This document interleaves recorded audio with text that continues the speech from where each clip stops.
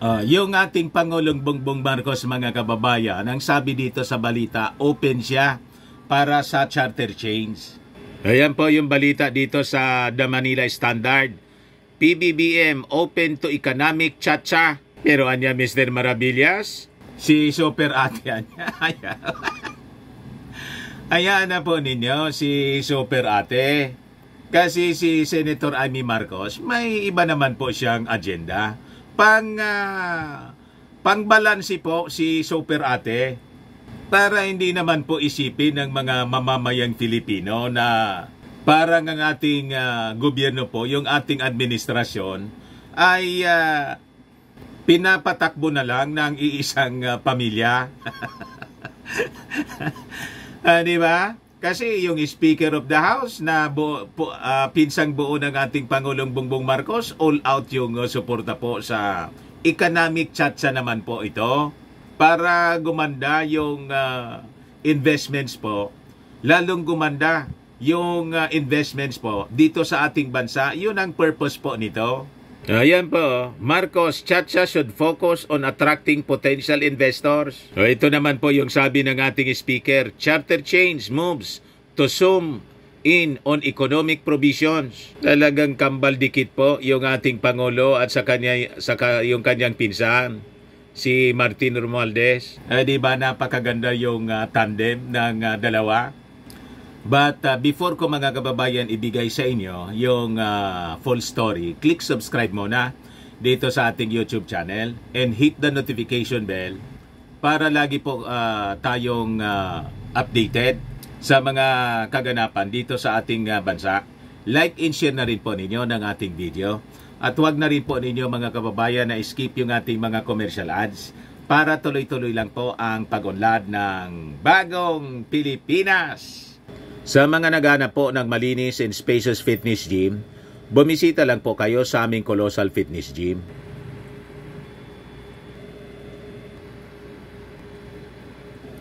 We also offer grab car rental with our new 2023 model ng Toyota Innova. We also accept booking for those who are planning to travel via PAL, Cebu Pacific, and other airline companies, local and international, and bills payment for Meralco Bills, PLDT, etc. Ang Colossal Fitness Gym is located at 3rd floor, Security Bank Building, Landco Business Park, Legazpi City, Albay. For inquiries, look for Gilon Maravillas, contact number 0966-802-0949.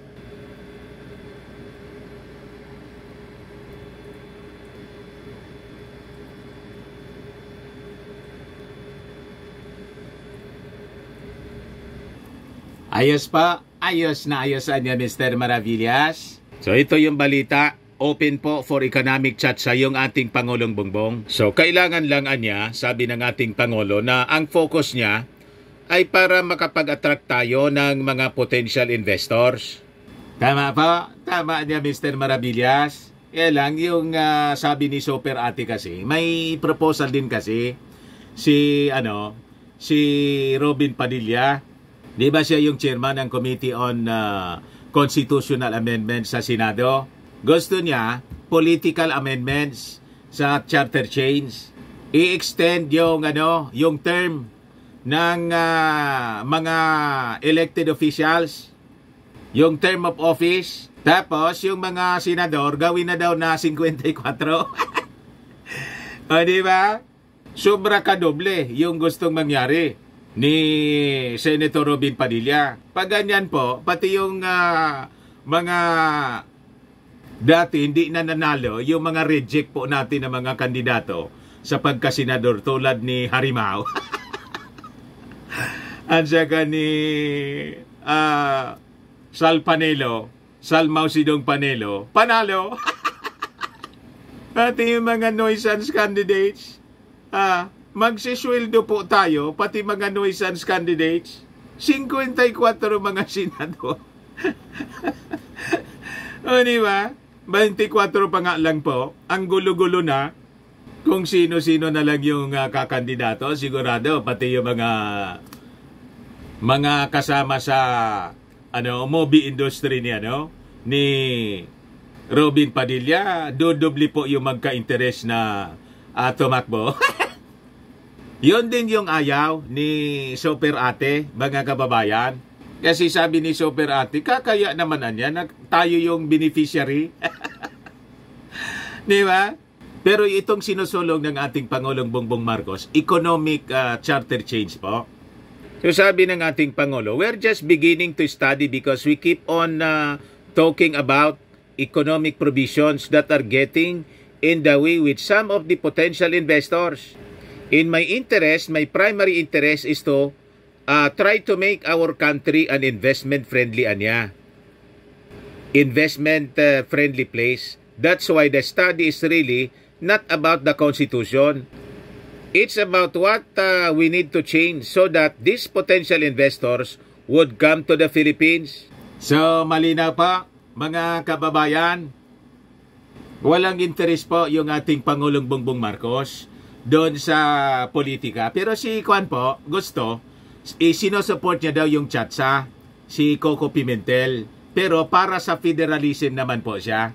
O ngayon, yung ating Speaker of the House na talagang kambal dikit ng ating Pangulong Bongbong Marcos, suportado din niya ang charter change. Sabi po ng ating Speaker that the lower chamber of Congress in 2024 would focus its attention on proposals regarding restrictions in the entry of foreign capital in investments, including Chatsa.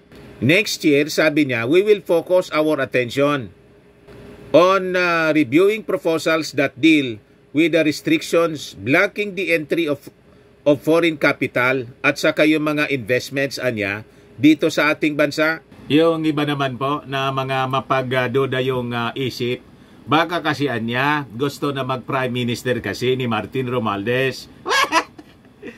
Kasi si Speaker Martin Romualdez, mga kababayan, has that strong support from the Congress. Yung mga congressmen po, may latest na naman nga po, mga kababayan, na yung mga taga-PDP laban, ubos na yata. Nagsipaglipatan na, mga kababayan, sa partido ni Martin Romualdez, yung mga congressmen, mga kaalyado po ni Maudigs sa PDP laban, lumipat na po sa lakas sa CMD, sa partido po ni Martin Romualdez. So sabi po ng Speaker, yung mga mababatas niya would be studying possible amendments during the Christmas break. Perhaps niya, there might be some initiatives even during the break that would prepare us for the ensuing year, and perhaps that would be our legacy in the 19th Congress, which is to review and revisit the 1987 Constitution and make it more attuned, sensitive and responsive to the times. Sabi po ni Romualdez. Bira niya, Mr. Maravillas, di ba niya si Super Ate yung nagsabi na baka may interesado niya maging Prime Minister kasi? Si Super Ate nga po yung nagsabi. Ayan Senator Amy Marcos, the President's sister, said that someone might want to be Prime Minister because the person cannot win the presidency amid the renewed interest in Chatsa in the House of Representatives. Meanwhile, Senator Cynthia Villar expressed reservations in supporting the renewed push to amend the 1987 Constitution. Di, paano yan, Mr. Maravillas, laging kontrabida si Super Ate? Tama din po, para talagang kung mayroon po may nag-aambisyon talaga ng ganon, masupla. Di ba? So tama din yung mga aksyon na ginagawa po ni Super Ate, na siya mismo bilang kapatid ng Pangulo, hindi niya ayaan yung ganyang mga uri ng ambisyon. Kasi sa totoo lang, wala man pong ganyong agenda si Speaker Martin Romualdez. Economic nga lang po yung target po dito sa proposed amendment ng ating Constitution, aligned with the objective na gustong mangyari ng ating Pangulong Bongbong Marcos. Magka-align po sila ng pag-iisip. O ngayon po, si Super Ate naman, ayaw niya na pagdudahan. Kaya ganon, mga kababayan, ang kanyang mga sinasabi. Di ba? Di ba maganda na mismo nga kapatid yung nag-check po sa mga possible na pagmamalabis? Ayan man lang po, mga kababayan, yung ating balita ngayon. Baka lang gusto ninyo po itong itry. Firmax Firming and Lifting Cream, pinapahid po sa mga pulses and affected area. Mainam po sa paninigas ng mga kaso-kasuan. Ito naman po, Automax Radiant Serum. Sa mukha naman yung application. Anti-aging po siya. You will look 10 years younger than your age. Sa mga cancer patients naman po, baka lang gusto ninyo po itong itry. Ning siya red mix fruit drink. Hindi man po siya gamot, food supplement siya. Kaya lang, gawa siya mga kababayan sa goji berry. Yung goji berry may anti-cancer properties. Okay po?